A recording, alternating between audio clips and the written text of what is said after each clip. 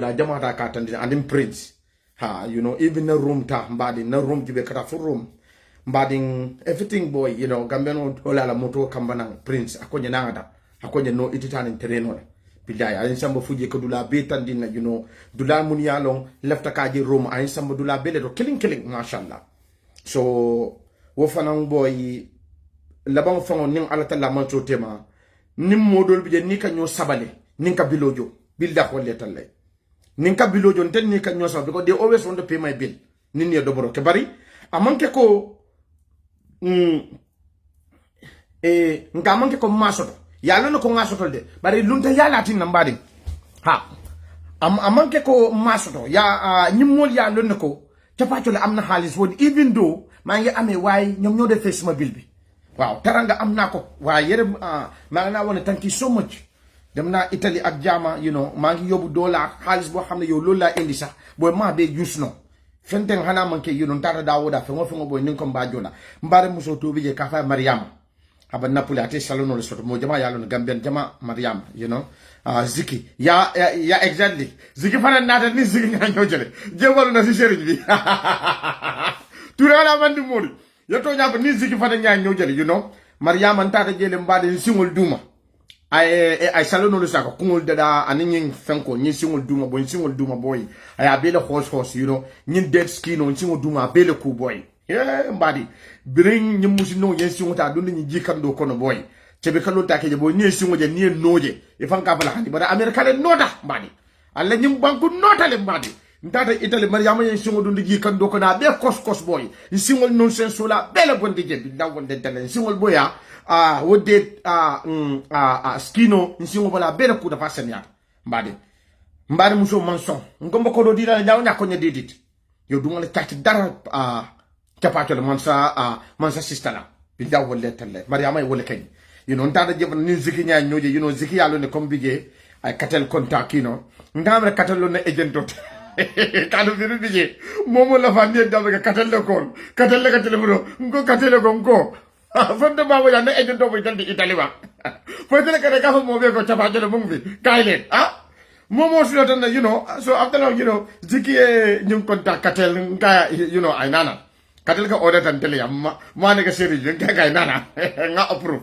another sita we have coffee together and kachata we get to know each other ndana nyama ziki je you know ndama ziki lo you know nga je Facebook rek you know but siri njemba kachala we had very nice time together dunya bole nyama mbade you know sometimes it's good do nga ñew pusam do man deg you know kasinteng one thing I like about Ziki, no matter ngam for na video do nga hit nya wonya because of a low video, but guess what, you know I'm a respond, you know anya kasina longo, you know what mbade jande mistake ko yen so jande, but he forget about it.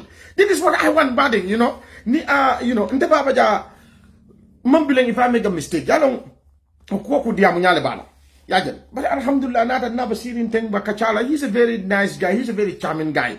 Nkachata we are talking about Gambia, about life, you know dunya ba nyadile you know boyshol bastiri nyadile to babudu mo le kolba, you know we had a very nice time, and that's you know that's life, that's part of life. So you know I really appreciate it, you know I really appreciate na vacation in Italy nga appreciate back you know ya jele fa birina da fanang ni wodi yale nada fo jang Donald Trump na la masakunda fana because nanyum video yenke fly watch list le kono fly watch list ibuka mo be keje bari masakunda because you know nga jubede because I was so stressed because of you know the time I realized that it was on Sunday and I'm from Monday because yalo we are Napoli le diaba njato kono yalo ya Italy le diaba njato kono you know after nga sakana lawyer call Monday you know on Sunday man lawyer officer calling wol masika yara fandung mba Sunday le kon tanga mba Monday le fankon because of stress you know but alhamdulillah I talked to my lawyer about it na lawyer konyo kana muta go big deal because of it's your videos, you know so you know it is what it is right tale kaso you know because gal kabunge kela ike toleta ya ke special system ko no so ni federal America rek aka system ni flash le ala lon ko America jam momo mu yali ba America jam ni ka finti nyimban kunka ila passport number lafta pour moli yele momo mu yali ba America jam ni ka finti America jam o ika dunnan America jam 1 hour before ikafinti 1 hour before ikaduna alonka airline o kele passport number tale anila information o yaki America masakunda ka belolo jamale ba jipilelo ko jamale bitakan anin jumale ba dun kanna masakunda ka bele airline lo koke but ito folete ha because yalo ndafa na manyen belo no yaje so after then ni na loyal ba nun dia mole na loya biya kanyi ku be explain nya ko nyako ha airline yaje ni ka dun America aning fanan niba fintila America janiba dunna aning janiba fintila itala information o wakatara yala no yobe ki America masakunda yobe so the system o kono yala no ko Baba Jah kanale fly car nyinni they have all the information tomando modul bi jale balon so ike toke wo system go so nite na tere aka flash le so wala nan tenim for airport to rek ndama criminal oti but the family yala no ko mage criminal just because of nga Donald Trump dan ka pempe nyame rek so wala yen tota ya keje bari I'm not scared of anything because wala nan ka for moli as long as sorry as long as yala no ko imam ko kana sila ha it is what it is nyen dunya ko non te believe that alalla ku mu yalla alaka Baba Jah sotla aban sotla adum fana ndem molti mu yalla ko ba during wato mu wata mo len kadiyam ndeni na platform lo ha ni na platform lo so ku diata nyen ka wala fo na platform to so andum fana doron drom la masakunda len to kake nyen flash watch list kono amanta fenne talala na diamo ko ninga ku je mu yalla doron tom dala masakunda ya fo yake mba fo I'll talk about it I don't care na dia de sa kenkenje it's fine because ma ko kilimu yalong te fana nsakare wolong nang hakilo to njita mun fo njita mun ke anim fana mala nyami as long as man luwati I am fine yajale so left for mol ya wolelo mba mol be tentula na Italy ta alhamdulillah I really enjoy Italy nga enjoy the bakel andum fana ning alata la man so sonta I will go back to Italy again ning alata la man so sonta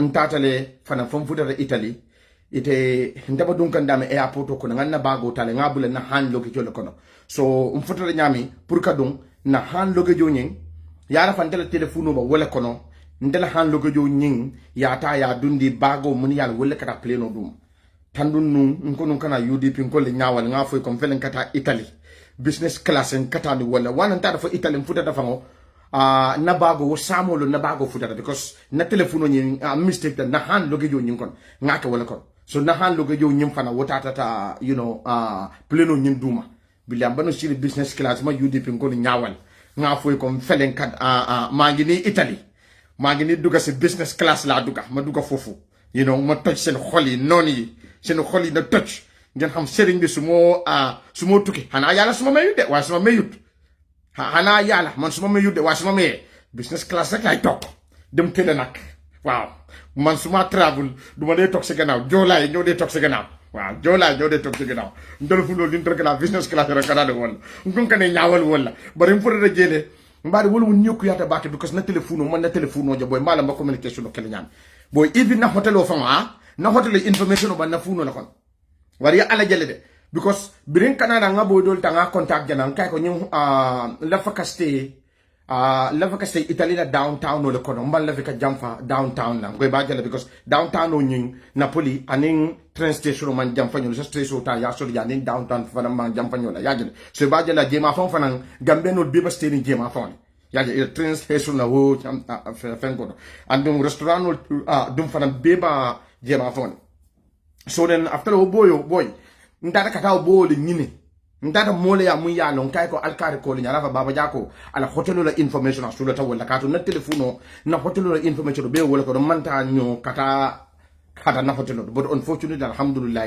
o boyo nyin ganna ta ko la ko okay hotel kare no abdullah kare so after then wonna da fanya wala nyama nata ta then bo shol yen danda yen samba fonna hotelu so ngana hotelu do wala nya because na telefono nyin ngaba ndu mal mbade wolu ngo ngalla le man kontan no mba fitiri telefono tambal billahi ko lolu ngom fitita mbasiri mbo aftelo boy katenda tamba kachala fatfade kate ko ni Baba Jah xamna ma ngi wa ak yode way sa xel bi nekkul fi ci telephone bi nka billahi sama xel bi mo ci telephone bi wala telephone tambala mbale ndama mi reno boy nte I can stay in this world without telephone billahi wallahi I don't think I can stay in this world without telephone ya ja bari alhamdulillah wa samo na bagasu na rafuta mbulo si na telephone la tir ngadu ndifo ñokon ngoche fa ba Italy londo fanka so ba Italy ñu doba Italy dem dob okay saying nimbo je saying let's go to my point of view ñu ko mun yalong aba Gambia ñu wata be ko because birum kunun ko man diamuno kunun fana man diamuno because atra ko le banu siare kunu nga disale kata pour kana lawyer je pour ibaja Donald Trump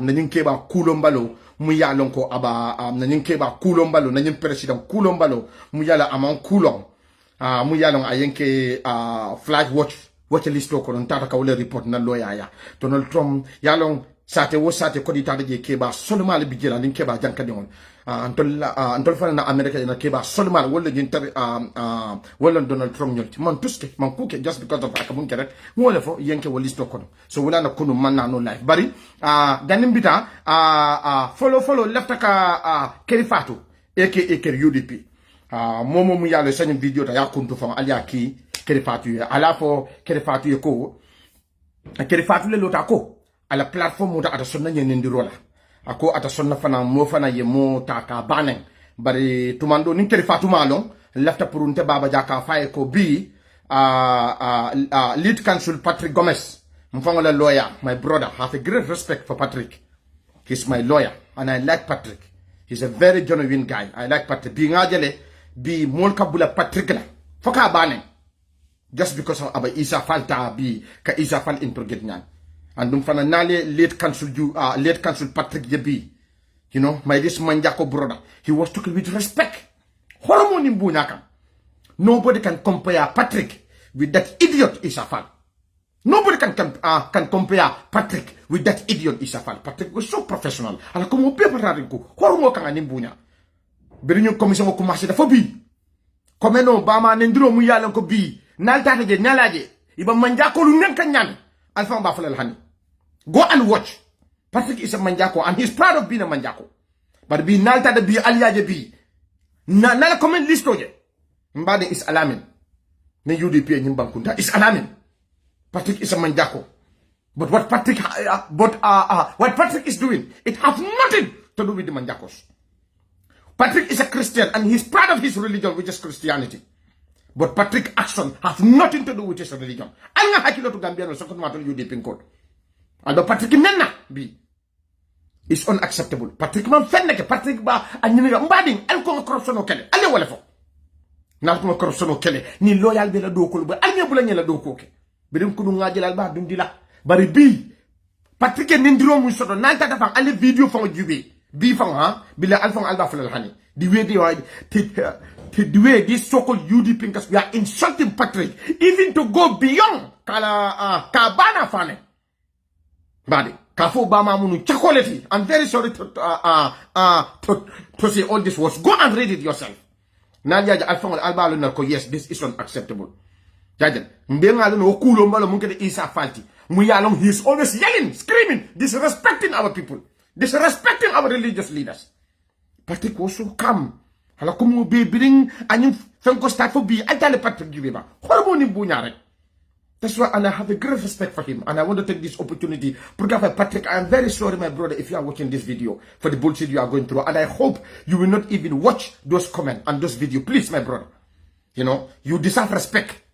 You deserve respect and you are also doing your job. We are behind you and I'm giving you a very good salute. Thank you so much, my brother. Keep it professional and keep it real. We the Gambians, we the genuine Gambians, we are behind you. You are doing an amazing job out there. Don't let all this insult and all this bullshit to drag you into it because I know you are very smart. That's why I choose you as my attorney, because you, my lawyer, because you are fucking smart than all these idiots who are out there yelling and calling you names. It's unacceptable. So I like you, my brother, and I hope Kelfatu, iba fere kelene, yeta ifang la komenolto, yela komenolta ya jube kendeke, wumul ye bulak. Kato ni mol bulak kotenge, sama nin talipunata, nin let council ba interrogate la, wonendir kilo wolba kela, and for you can do something about it. Ita Kelfatu muyale balola, ekafako momo lawyer daboneng, momo nyimfo lawyer daboy. So what is wrong is wrong. So it's time puru molia for ko puru tumando ni malong, molba for ko Baba Jah de a video kela ako, yeta yela comment section o jube. Okay, yela doku lalta sama yeta ye mol block mol muni ala ke ba lit cancel nengang sakontuma manjako taya ju ber you'll see this word manjako iba take ba nengang is unacceptable. What is wrong is wrong.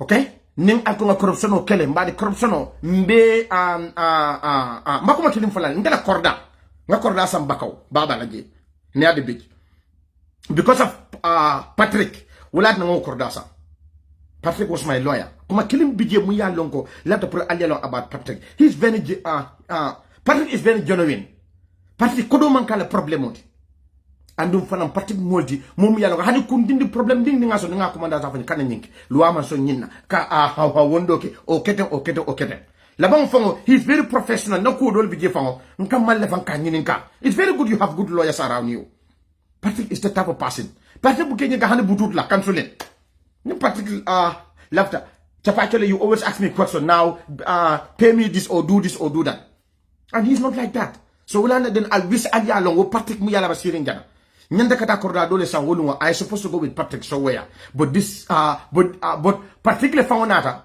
wato mamuna ngani korda ke baro mun a telephone yang advice korda le value fonye anin korda nyimpa ya ala location because nim Patrick nyanda kata korda dole jube dula dot ko korda KMC a tele bijika KMC ta ka because korda mu yalo mbasanna obalum West Coast le bari aba bama from bari aba Bursbi komande Patrick is the one who stood up, you know. KMC la, fi value be the value fi ni. You know, KMC la value ta kabe fany. You know, can convince pour nga jansan, fon na nga jesan. So wala it is very important pour anga fere ke ning alma molulong, alnya bula. Ha, dukare nimma ning alma molulong. Okay.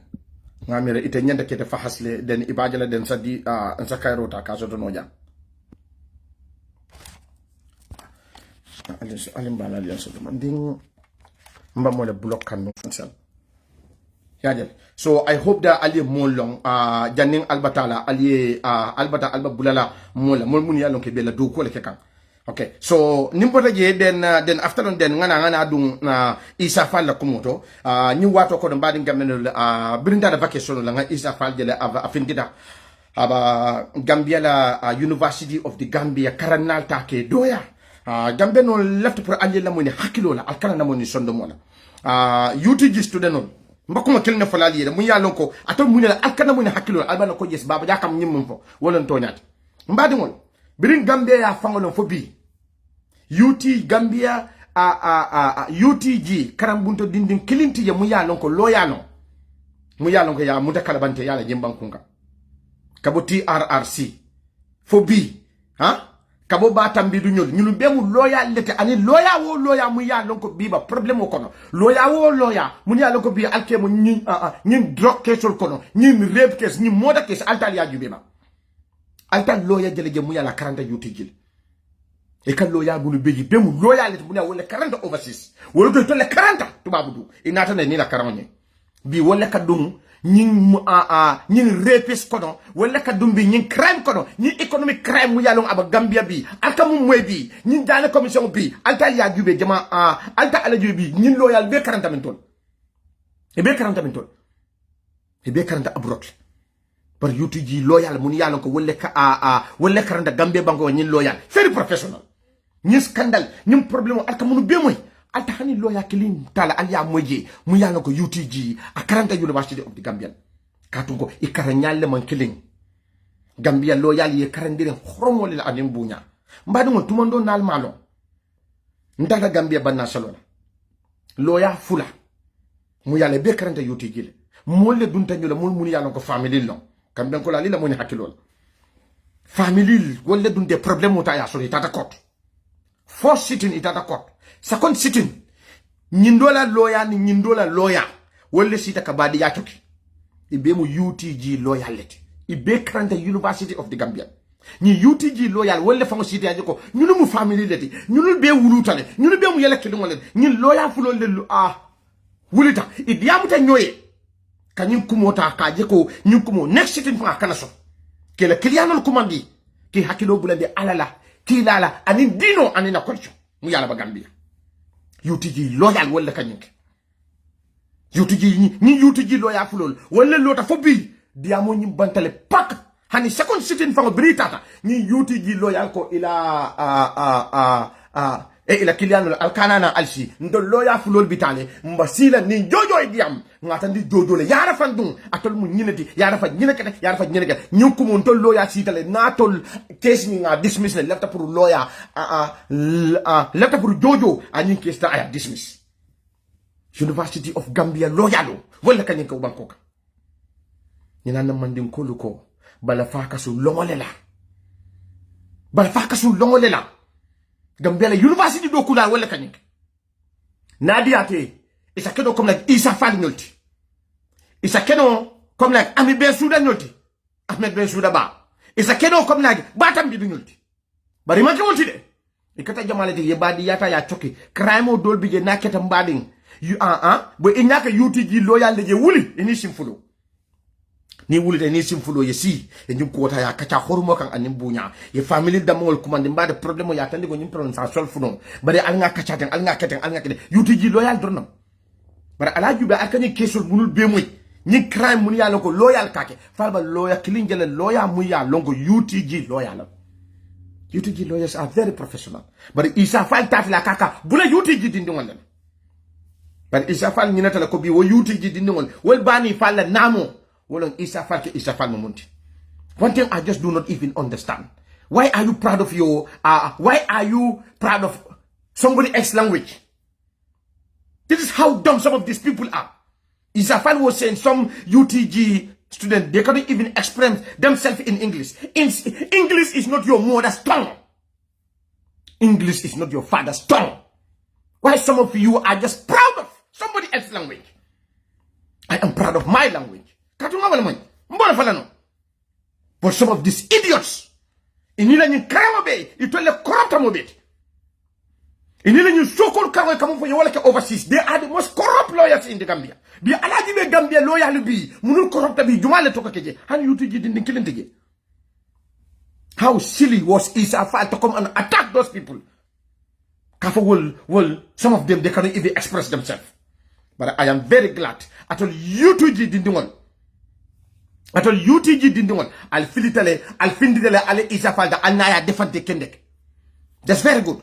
I'll finditele ale de Isa Fall ale Isa Fall da ayalondi afamona. Isa Fall krantije court case tije muyale Isa Fall denia wina la baluko.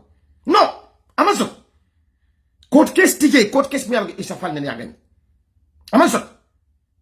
Isa Fall court case fentije muyale ko malo.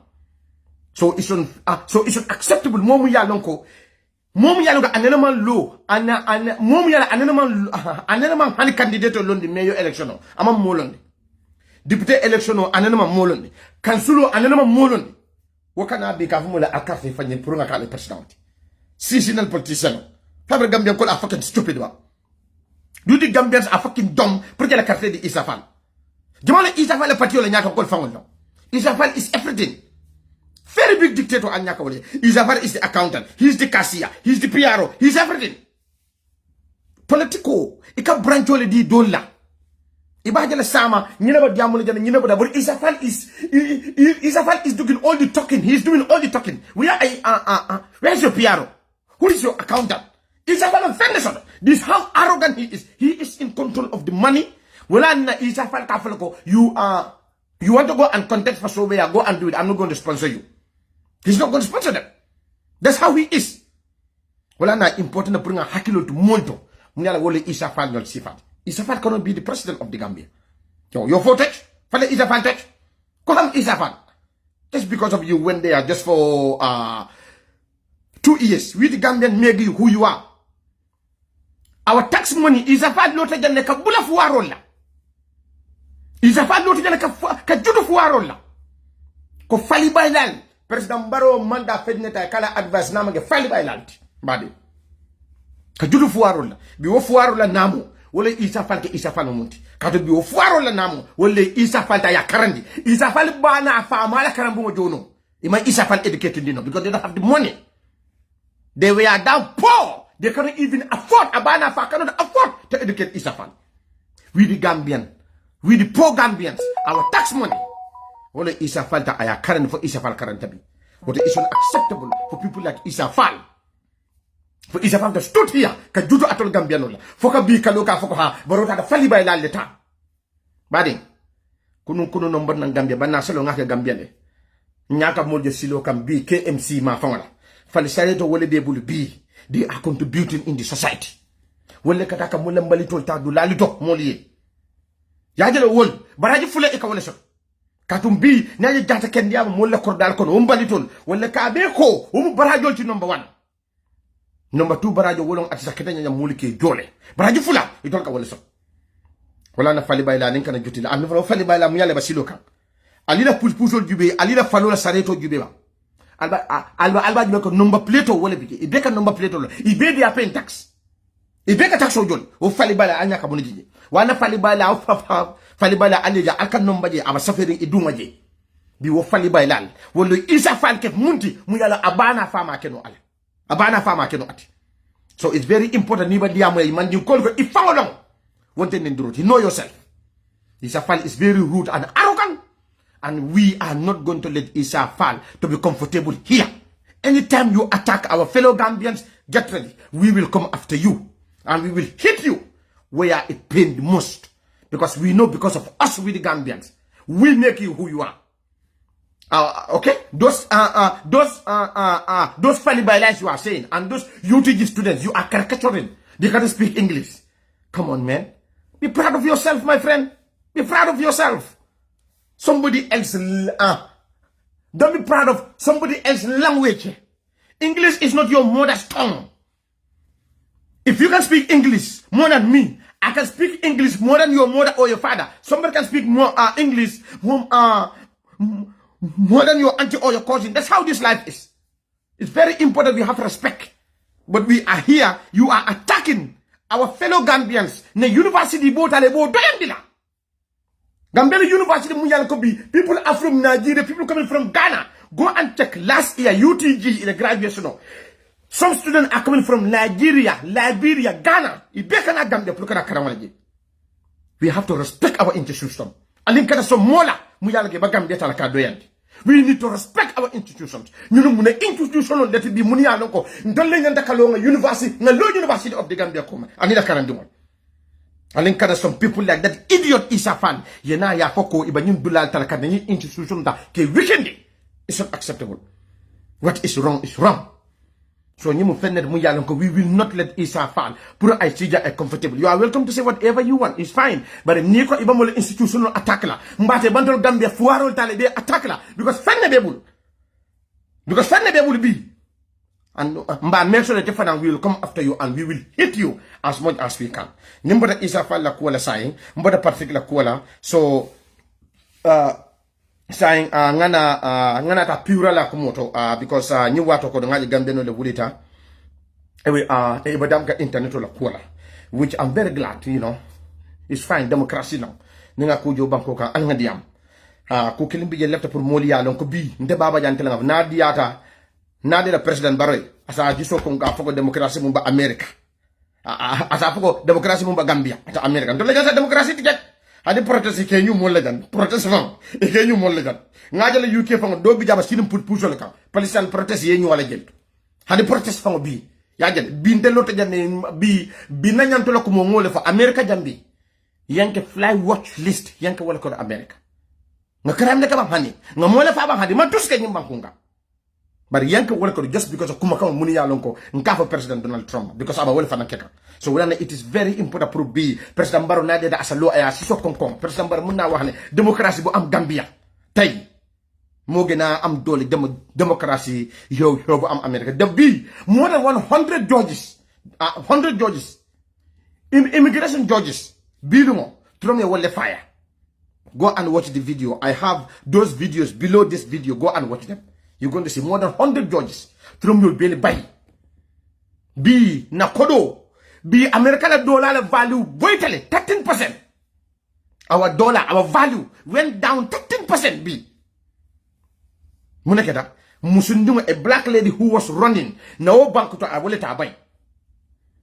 Na dollar waitally param 13% be. Fenne mantra kataku nyimbanku kambi because of Donald Trump.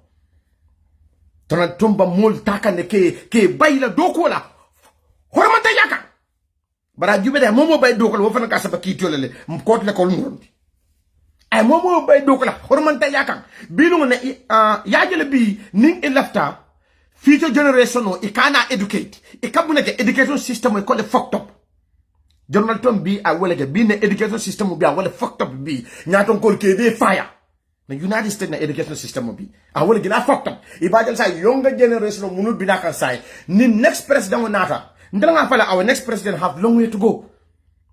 Donald Trump has fucked up a lot in this country. So the next young generation of Mbadi, I feel sorry, the next president Mbadi aba batala baga pour que ñu loi bi murundi na ñama. Ha, the next president. Okay. Back so Mbadi ngede fa xass rek so ba jay fané day bo jël ba next time itna lo la jay yenne. So ba jala Donald Trump tiñaro mbuna. The next president fon aba batala le bake pour que ñu loi ta ke bi ta ke murundi na. So it is very important. Gambian will find a will to put a protest.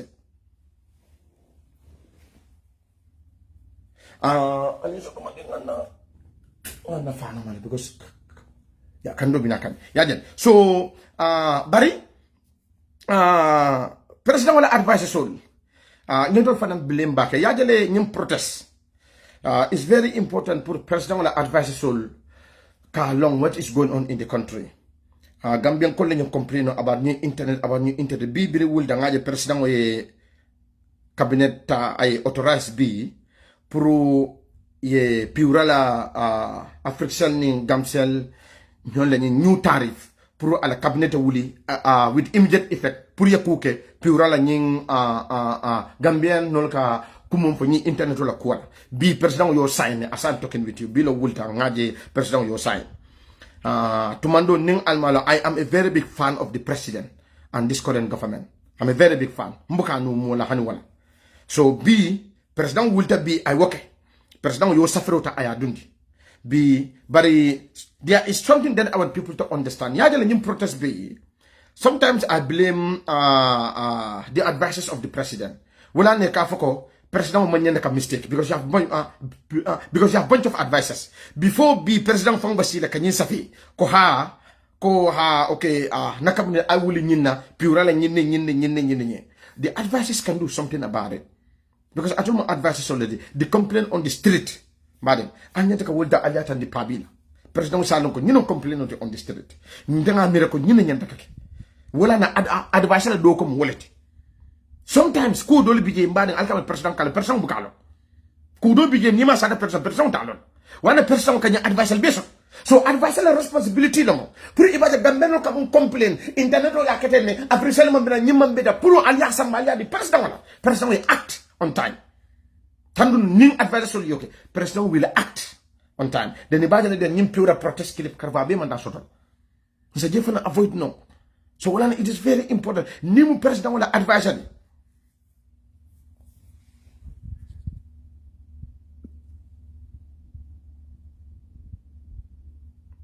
Bimal lefika mone manta mo fana nena momo yenne rek mbe bulokolale because nkamo holmari ngol jiwe very responsible people who are watching me. That's why sometimes I just don't want to now I just don't want to insult you. You know, you insult me, I'm going to block you and move on. Yeah, now you insult me, I'm going to even waste my time to respond to your insult. All I'm going to do is to block you and then move on. That's all I'm going to do. But I'm not going to waste my time. But I'm very glad the Gambian Gambian yene nendroje dawode kamunefo Baba Jah. I'm very glad I can stand here. We need to stand for what is right. Ngajele last time ngamole ning yata ya dundi. But biro platform ya dundi. Everybody will say they insult Baba Jah first. They insult Baba Jah first. They insult Yajel. So alhamdulillah, all of his guys are Yajel. So that's why I'm not going to sit there and waste my time to insult you back. If you insult me, the only thing I'm going to do is to block you and I move on. That's all I'm going to do. Okay? Yajel. So call the advisor name, my man. No, I'm not here to Gomez, I'm going to kick your ass the monkey film the David Yabla. So let puru advisor so you understand. As a president advisor, boy, complain no Muyalo is on the street. This is what is going on. Mulo complain can this is okay. I think we need to do this. You need to act on this. You need to do that. When I'm president advisor la responsibility. The wars on the street is very important. Ha, the worst on the street. Because ibajala be, mo jama bige ni frustrator. Boy, be the one, this happen, no. Nyunula, ni internet is very cheap for me. This happen is very cheap for me. I'm under affect because it can get for you, $2 long or, $50 long or 100. Ha, it's easy for me. But what about the general public? Muni alogo iba Gambia. I'm an easy wealthy. I'm an easy wealthy. So it is very important puru nga hakilota ngatu as advice of the president. Puru ibajela alka watchta on the street. Komu yala bakeren puru aliyata ka di perse ibajela president sa actuala on time janim B because B ntangamere B is very late puru president I acting in because model bamune for oh yeah we act and data on the street. That's why the president act. So this is what we're going to do, which is not very good for the president. Yeah, it's not very good for people to act so that the president can act. That is not a very good thing. I told advice la atala dokomu puri ibajela and the president act right now before people are going to act. So this is very important, and I hope many person alba jubelale. Why Baba Jah jamma from because president actabile, which I don't think is helping, but but I'm very glad saying he acted. So saying they are working on that at the moment. Another cabinet puri ibajela kapurela la nyinta bari nimpata jefanang. Ngana jam ñim protest lalla mbadu won ku kilin na bije mu yalla left pour mol yalla hanin tolla america jam protest ni ba kala inita pameto la ka ba police bu mo kana mo ne o dunya da wodalete hanin tolla jan ni la protest la jam inita pameto la ka bonam police bu ha right to assembly o mu to nyanti bari munu ba organize na mo jama bije jang mo ka da protest la bari imalum fa fo munul ya organize pamedo sodal for imam pamedo sodal e pamedo sodal Black Lives Matter la fengo jibe bang they have permits. That's what they do. Can you coordinate le ya foko ha mbida fengo le mo be yaki social media you talk to each other mo be na fin bar na nyaton ko e be ka pamedo sodal e ka apply le one it is very important pour mo ya longo Gambia mbaden Cairo diata hey anga Cairo maintain mbaden Gambia diata billahu lembani karota ala ma alem be tanka masibona yaajele kunu yaaje mele taymo ñunu bebanu min tole ngolu munul ya lon ko boy hani muso fongoti bu hani kante buli la suul kono bi wasol man dingol bi nga wolle je ka wuli ka fuke bu mamangul ndela bankoka hani kan fongoti buli ila suul kono bi wolle ba wuli la bi ka diamu police kan nyaala mu ya lon ko fuka dam police nyako do teng police ba fala ali janjang imanso naka janjang ka police lu bung ka baraso ta ka silol kan wanan kala ko mbading kayro nyon tala al ngata ne hakilola wanan kala nte Baba Jah aba duri watu muna wata mula alkande to mo woleto I don't care what haters say, people can say whatever they want biraba during wala na alaji mo munu kantene internet o yudi pin ko be mun yala kantene mo kantene internet o mo tantene na fene nam ga politique ko to ne kante Baba Jah ne but more than a tajay de Baba Jah about something no. Anu juala kan UDP 2016 wala kantene. Ntani lawyer da bokalla bunkiling. Ntele kan la saloro usenda bokela cabinet doko. Nte Baba Jah. Wala na mbading biraba during Baba Jah to ka fo woleto. Naje bi changes bakela alatala manso kola. I also did my quota in it.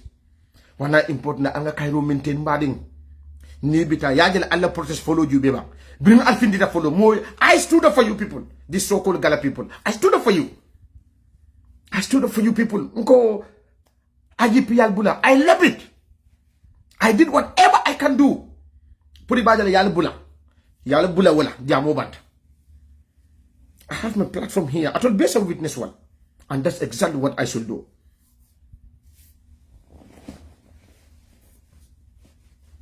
You look at the other side of the corner that the president is listening to his people. Yeah, that also makes sense. Aji Mariama Silla. Yajale Donald Trump. But I'm very involved in politics.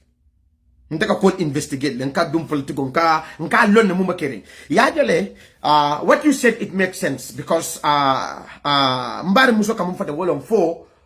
President wala advice so the president advice the order the president wa fana ya nyakas le bo fana kasolo ya jele no experience so that wolong if you guys remember the time the president of Liberia came here, Donald Trump said that, oh, you from Liberia? Oh, your English was so good. I don't never knew there's somebody in Liberia, you know. But fine, everybody pointed out to the advisor of the president, the foreign advisor of the president. Why didn't you tell the president that Liberia, they speak English? Liberia is English. Liberia was colonized by America. Why didn't you tell the president? Yeah. But the advisor of the president said, I am very sorry, I did what I supposed to do. Yes, I did what I supposed to do. Thank you. I did what I supposed to do. That means the advisor of the president advised the president already that this president from Senegal, he's that. They brief the president. President Hanakana, when a world leader is coming, they brief the president. And then they also brief Donald Trump about the president of Liberia. But Donald Trump ignored them. He acted stupid. Donald Trump acted stupid. Donald Trump acted stupid. But Donald Trump acting stupid. At the end of the day, nobody blamed the advisor no more. The advisor say, I did my job and I did exactly what I supposed to do. That's been personal man do okay. So when it is very important puru, mulya ko wato dolu, advisor sul fanan kele do ko kele, but personal fanan ka nyakash. So wala tina den nyinna nyun kumu, mulya no aya fate it can also happen. Because happen dan na America jande. Ya Donald Trump advice ko nyimmu nyina bari tolema mulya no ka anisima ba nyin White House ko no fang. Ama lon ne fang so mulya that clueless idiot fang ma lon ne fang. At the end of the day, kada oh Liberia, oh you're very good in English. Analo da de terungu ko keba solma. This exactly what happened to so wala is unacceptable. Yajan. But jefanang nying aji Mariama I move for that also makes sense. To nya advice some da kala dogo kele but person leke take ignore. Bari left up protest la ko kineta ya understand. Du kare ngal dana laka ala ni kila anga peace maintain mbading. Al permetto nyine.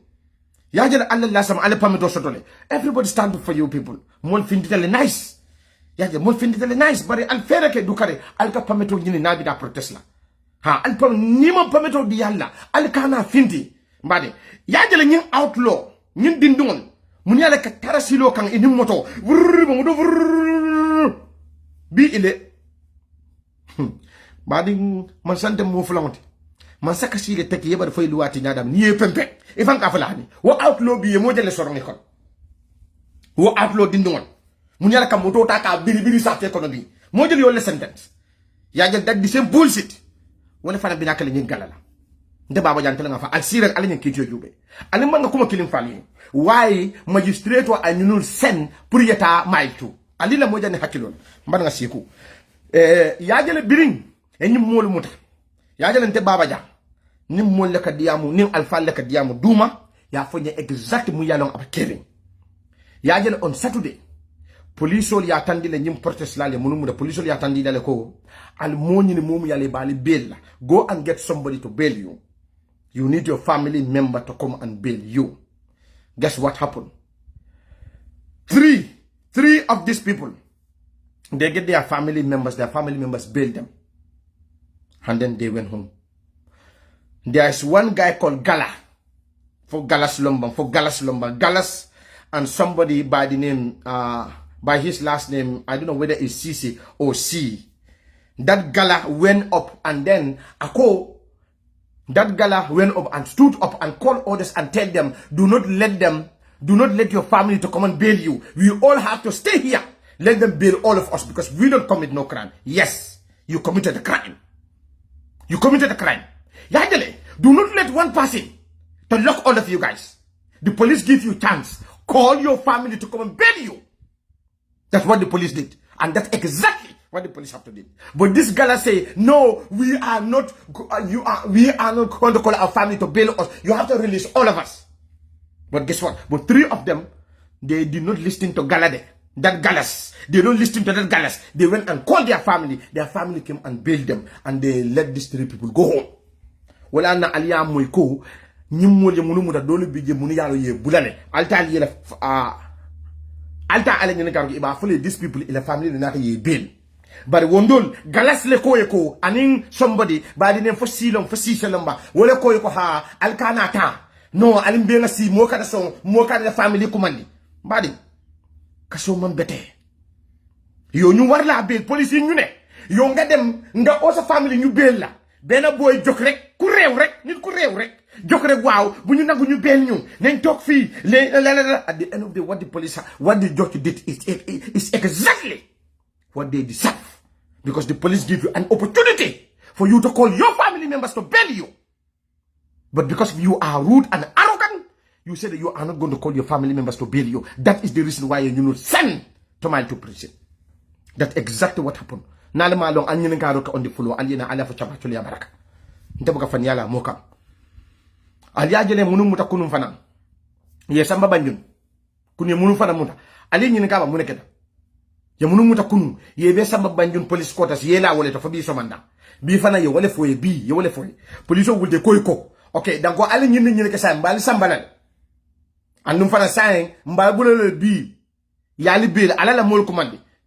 Nga moy iko galala o fenge fa somdin camera fa saybo camera lomba ako hani imam hani fenneke itol monta hani janni njang police ko gal si ko ma jala say police tadi be nyini kay be ko monta la say because of wo camera lo ko mo foy police ko gal be ta si ko ba police yetuge bidim police yi hirim police yetuge ngakuma le fale de they are lawyers scheme and they are lawyers tell them hey yala muneketa alala mul kumal yena yal bel yal bondi woda mala bala bondi kato loi constitution ko nyin vas nangam chapter nangam Gambia constitution nyin faliye woda alala family kuman nin alma la family kumandi let them bail you. None of you guys are going home. Ila loyal ya advice wala mbashiri njana wulita nin Gambia communicate jan kana Facebook live ya tandinda ko ila loyal ni police no communicate da sa nyingala mul ko sa itolde sa isontale pour ila moli ne bail mon nata wol nyam yebe bail wol nyam sete la suko anyanta ka fetenne moto kana song because of Baba Jah so-called hero ya because ndala kawya ya pour ye fang sorong kana song because Baba Jah is stupid. Baba Jah la kawya ya because of that you did because of that you are in prison today. Some of them they call you, oh, we are hero, yeah, we stood up for the Gambia. What type of hero are you? What type of hero? You're for touch man hero on singadek ama duri wato mo alba minton wala it is very important alal nya yale.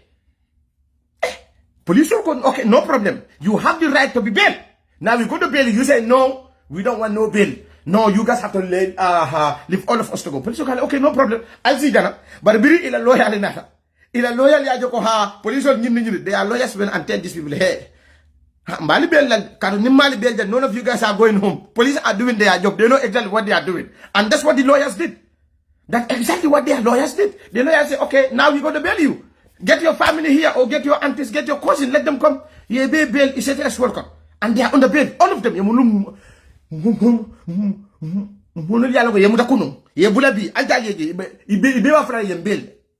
are on the bail. And Alkana song, Alkana stupid, puru, because of Baba Jah, Alafta Tola, Alafta Nganala, Alinkana song nina. Yala be the Torah, be all these people are in prison. Be Tandunu Ninu Santano. Kasong ha alimbel sa ngasen na suokon tandu nimbi none of these people will go to jail. Hey muta prison fola nonte ba dem prison ka xana ma di won lakatile kaso mambete example kilim bi mbata la from lawyer dabo al lawyer dabo jube biraba da prison ba lawyer dabo le netalol biraba da prison ala jube bang mbada ke fucked up mentally prison ake fucked up mentally prison ba wala nyam anga hakilo to kaso lambade ni no mo me bi ise ni be avoid no tanu ni son tanu yebel because of galas o wuli tare ka fala atul mumu al kawyol al mason kalma tani hakilo al kana so modu la kawye ya al kana son ka fendi witar al mam pameto so lu wala bo banko kam bading Gambia diata wanante Baba Jah jang nte Baba Jah sa nga do di fefe ni mboro das kono mbadu kayro nyon tala mbading billahi walla yaya jamela time modol bi jahane whatsapp message le kiye yaya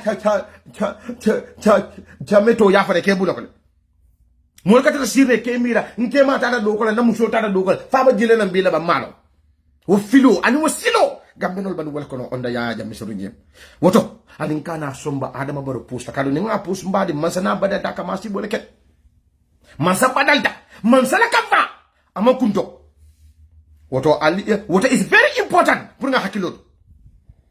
marsale badalo amam betento bari ya jamela time on tolle banu ngi munu ka fale ñin seulement di wala munu ya long sansane wuluta de kanu remember nothing about ya jamela time wala na wato do ni UDP kon yen nge jubele ngede ngebula ko nganya kasi ballo mi ne nyanta ko Usain Dabo fabutu kese dinke Baba Diop do may ka fay Modou Souma Diop wato wolom fenkoti wolom commissioner ay mo le kinam pour mo la ambush wulo kon jara ni jara somani fenketema jara somani fo baseti mo wulol kon ya ambush na wol wolo ngol mo kilim fata je APRC ko mo fata je e ka fa Aliou Ndiaye bravo duru no woti so wala it is very important al ngatani hakilo la mbadi Simon ndama fem fe woto de itono je ma foma ndama fem fuje so wala it is very important pour al nga hakilo to nimbadi yamona hey Gambia kunu mani Gambia bi mama killing bade nyingana ya be bilom nyingana ya be kamul je biba lolagi baramos go kirib karab mbading biri ya bije none of these people nyabudi kesul fa mama ya sa fe fango jamne mosgo he montate le korda montate karteta ya fay ya duma montate karteta ya fay sorry karteta ya fay adama baro duma because everybody was scared ya jala gambe mu banko mu yalonko ne nyimma he nyinema because we are so close, we are so united, so much so that you cannot even tell who is the Christian or the Muslim. You cannot even tell. The way you can even tell some people are even Christian, and now even Muslims are wearing cross. You cannot even tell. You cannot even tell. That's how unique we are. Because intermaritally, don't Gambia interconnectedly. We are interconnected. When the biri watu mune yaya jamme aya start ka Gambia nul ta ke fa hey yaya mbana kukili ite nga fale yaya jamme na man kino ala nyim mo falti tenga nyim mo fa ni nyim mo soro bar feri yaga tanu nimbi ita hani bi yalla bataral lunje tanu hani bi yalla bataral lunje bara nyim mo fallom ala nyim mo fallom wot al ngata ne hakilo la nga longo kayro nyon tala mbading I'm not protesting, but let's do it in a peaceful way. Permit to apply. Buddy. Gambia is a democracy country. Exactly, it's a democracy country, buddy.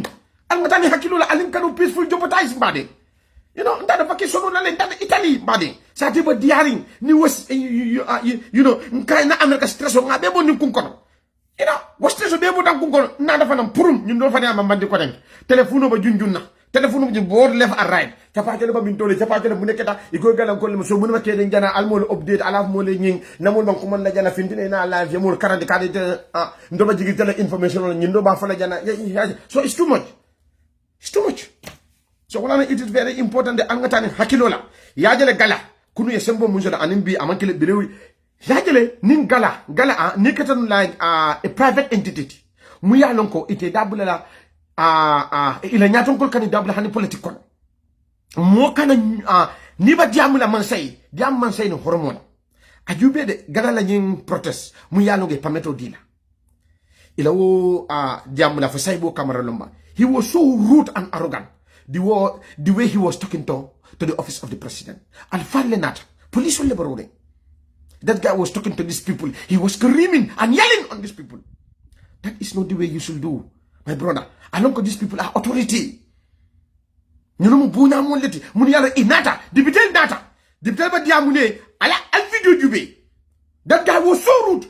We need to do this. You don't do that. Talk to them in a very respectful way. We are watching, my brother. We are watching. We are behind you people. We like you people. But the way you talk is always mattered. Allah is always mattered. Allah comment si Facebook. We are going to burn Banjul. Banjul port is next. This one is next. Thus, yajelo molo komeno. Abatole affecting Allah eligibility. And you could more respect on the bunya munu diala kuno. Today you are lacking that. Because peaceful country, Allah tako bankol takad ni fitino kono.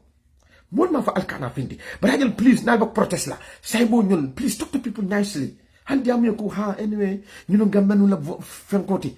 Contente ba ka alnada talk to them with smile. Talk them, talk to them with respect, Mbading. Don't talk to them with anger. Boy, I don't know this side, boy. I don't know all of you. But Mbading, none of you guys to go to prison. You guys are my brothers, Mbading. Mo Gambian, don't let them talk bangpuna. But I'll let you authority can hurumo kanimbunya. How, Mbading. Now, how do you feel? Now, the way I'm talking with you, say, I'm the voice of a jari, smile. So, molu nada, masakundala mol nada. Say, boys will talk to them like that, and I hope Modo Sanyu Kundiaki say, boy, next time, Niba Diamla Masana Moli, Yamu can Hurmoka, ye come ji, Gambian love voice Munyaji, Allah Naja, your contact. Thank you very much. You will not delay to Tayadila. And you smile the madam Mambading. You will win heart. That is the only thing that why me, I keep winning against my enemy. That's why I keep winning. I don't care what my enemies say about me. I just do what I think is the right thing to do. I don't say what I think is the right thing for me to say. I don't care what the fuck people say out there. But I don't go Alberoni Gambiale. So it's very important, Nalba Diamula, Albert Damla Alfali, Nimmo Nata, Ide. I keep Yawonya, Honey Fitter Lalo, Chochila Fitter La, Wally Nata, Mbata Ganola Fitter La, Wally Nata. Huh? Akalako ndede almamo lonkina yama kan hormo kan yafa ngo church fadle kina afo church fade kon toloko fenko yalo so na jama tam afo nyande ka fix le so wala na the voice of the Gambian all the left pour halengi yagel you talk to them nicely at the end of the day Mbadi you going to hate Mbadi you going to win the hearts of people yagel bitu malo fo londo nyinama futa jebam kato ala buga hadma dingo so be you have to be charming, don't American you have to be charming. When you're talking, you need to be charming. So I hope that, Albert Juberkele, Alkana Diamuning, Kamfala, calm down. Not get a private entity, the Muyalongo, Alia down with the political. Bankona Fenkore, Allo will be there, will let it. We will all support you guys. But sometimes it's not, Alisa demanding, not TikTok. But sometimes I'm quite easy, the way Allah Mulba Wulla, Alba Akla. It's unacceptable. And I hope that, nanying video, I don't want to see none of you guys to go to prison. But I work in a prison. I'm going to kasoba nyami mbadi. Moma do it at prison. But I'm very sorry that, but more than Galakono, they're going to jail. Some of these people are going to jail without the involvement of the president. Without the involvement of the president, the president Omang Kadumbi, Hani IGP Masembota Kasota Kajinti. Allo ngiro president da mano sembota aya soto wala na alla fospinto ndal bela wulta njambe president yi hormone buñaka no president ni na nyaton konta ngi adresse hormone buñaka muneketa yalla bulale albe seta kayno ko nyanta ka waleke. So it's not easy badding ya jele hanifango modol bige we have different political views. It's fine, but that did not mean you my enemy because we have different political view badding because alfin dile bankole jang. So it's very important that alal hakilo do al kenyala ning alko atolong galati. But bilungo mba dol jana, alba lula jana, alba UDP post la jana, UDP bitaba fintina alko di galala. Because UDP ya luno konye election ita win no. So all what they can do, so wala cattle use. Kaha alfen go di galala al go fono dida ila wasapo fela alnyin dula wasapo ali wave jang ala muna ali aluno ko Gambia masakunda. Momo mu ya longo you donated in that wave. They know your name and your phone number. Do you know that? Anybody, Momo Muya Lonko, who we've corner, you donated. The government have all the names. Hey, when I know come can value bombarding. Masakunda left them with the information. They will have it within 72 hours on their decks because it's an order from the president's office. No, I will. Ngalo nang kadyamuda modol kanjuba alal ko yes Baba Jah kam wolum tonya. Ni person la fetele information we do not 24 hours left. Itele information be wala la person de action ka pam. Ñu long gala donate, ñu no wave di ay ñu di ñi di karelo ñinde ya jube juman la ba ñu ko. Wala na wato muna aliya remembale na gala first video na second video kala ko brinten police dol di am da wala muna fa wala atandi da ko ye information intercept ko mon le bu ñul koma mun ba ko do dikka ñu la pour que fon wo information police yalla ñade an nga tani hakilol ali nali har membo UDP ka musu do bi ka fa jukasi sa ba America jam ali ala account le use pour que ko do fon jam but this time amosa ala account use de munatina altana hakilo la ngamun lo woban koka ite altana hakilo joka sise aman song sign mo yala account to use munanda biring alba la ñu go phone la aman joka sise la account to use alma la nomba keji anala information ntolla ngalo mu yala ba duma anya Gambia artiso dol fana jela artiso mun yala allié ba wulla ha a gala wa artiso bi ile wa artiso alda allié la poste du bi dol bi ila gala de salol ya bele delete ila gala picture ya bele delete alda ya jube nta baka diam fam ko ngofede Gambia dol nta baka liketu artiso munu wulta no artiso munu wulta ka foka ha gala e mbade don't fuck with the government nite I'll you artist on Facebook or Giovanni Instagram. Yeah, barely did inside. So it is only wulatina important puru ye hakilo nimu opposition de masakunda lafta ka fengo long ila quarter hey ya jante Baba Jah jande ka futa America mbasilo kande America masakunda ya ko Baba Jah ba ni pileno ko ne jank di kanal masakunda ya le mfere nyamira ko dim kuru anadele you from Italy ba taradi na passport ya yele tir sama ko ya sama ko ngamu ne kata ko ne kay rek di nga xam ni dara ko be ko ila nem yo le fulak ha di ko je fly watch list ito mo wala kon nana nga ne kis lo to jana sa parak bare ya mana ya tambi na passeport jibe ya tambi mo ko je la passeport be ngoy sa munana alien to ko je ko ngo silo xana go disue di do Israel dia mo police ji ngaluf question la ngo tonton ma sumande mbafulero I just want to know I don't give a fuck man buku mo la police ji na hen nang akoni di do Israel dia di do Israel dia go billahi wala ñu la jangati mo direk inke baba man na ko mo fa ñu ba tax di nga ka fa di do Israel dia ñaan nga question ngo yam question enseigne iba fa ka fa di do Israel dia wani la information be bulu so mo kana miracle isa ku keno yake ubangu ngo hani president fa bi ni president la takalo Baba Jah ni jamal ka diam ay official contact ila information de balen le president tabulo kan femolo ni president la takalo Baba Jah fele bi ani kek sanel ba diamo le bi ni ne diamo bi telephone Baba Jah kek sanel diam da president la takalo mbama he ko dol bi jël bu ka fa mbading masakundal ite hey masakundal ko be ke duma le mbading fati fata ba direct tole ko le information di dir waya beta record ak president ya da tablo kan touch president yela muñ te mu naf yalla wato bi ni ba diamo le modol yi fali bal tole mali man fellon ñun dunya ko no hey ñun da possible la no ñun bo communication sur la ñadi le fali yalla fali mali ya jël america ja momo mu yalo ni kanana jang ha itala information ila passeport number ani information katara america man sakunda bulle tubabul bulle janni ta ka futana ya jël fana ni dun dafa pleno ko 1 hour danim pleno ka lan america jang 1 hour danim pleno ka lan ha because as a keno ya jël within 2 days ikala information o beki janni tabinan ha wakatara nyim masakunda bulle janni o ta ba ma buri buru